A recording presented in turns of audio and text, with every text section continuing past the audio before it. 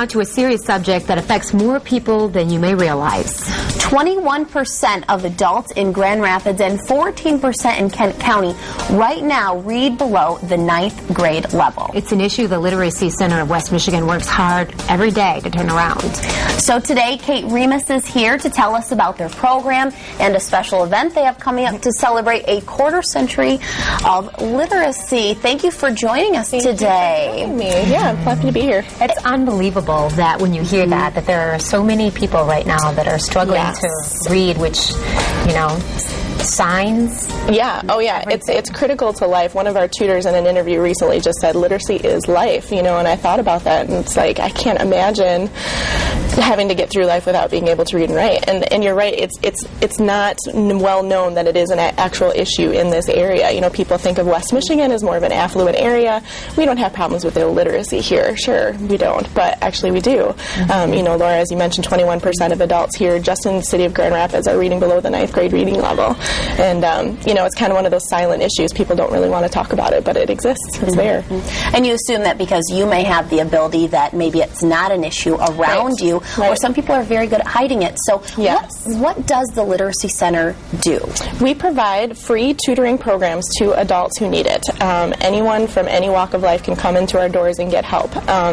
So what we provide is one-on-one individual tutoring. We also have classes for the community through our customized workplace English program, where we'll actually go into a company and provide classes customizing the program for what the company needs for their employees to get their literacy levels up to par.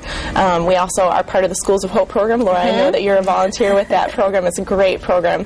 Where we come in with Schools of Hope is we actually help the parents. You know, the number one indicator of a child's success in school is the education level of the parent. Illiteracy is a generational problem, and so if the parent is unable to read, then the chances are the child is not going to be able to read either. So the Schools of Hope program is great in getting the kids' reading skills up to par, and then we come in and we help the parents so that we provide one-on-one tutoring for those adults that need it, and then we give them the skills that they need to bring literacy activities into the home, so they're helping their kids. This is wonderful. Yeah. So you are really, really dependent on volunteers. Oh, yes. How many volunteers work with you, and is that how you are able to do so much? It absolutely is because of our volunteers. We would not be able to do what we do without them. We have an active volunteer tutoring corps of about 300 people. Wow. And we always are in need of more tutors. We have a waiting list of people who need help that we don't have tutors to fill. You know, I can't imagine finally being able to admit that you need help with reading and then making that call and finding out that you have to wait for 3 months before you can get a tutor because we don't have enough volunteers. And so that can be really rough. And you mentioned the Schools of Hope program. That's an issue they have as well. They need volunteers too. Yep. They're about 50% sometimes of what they actually need. Yeah. So we have a huge waiting list of people who want that help, and we just don't have the volunteers to provide it for them. So right. So awareness is key. Yes, that's why you're here today, and that's why you're having a big event on the 10th. Why don't you tell us about it, Kate? Thursday night. I'm so excited, and Laura was there last year. She's going to be there again this year. I'm very excited. It is our Bee Dazzling Spellabration event, and this is our 18th year of having this event, and it's a chance for us to get together with all of our students and tutors and our donors. So all of our supporters and our students and tutors all come together at the same time, which is really great. And we give out awards to some of our students and tutors who have achieved some amazing things throughout the year, so that's great to see.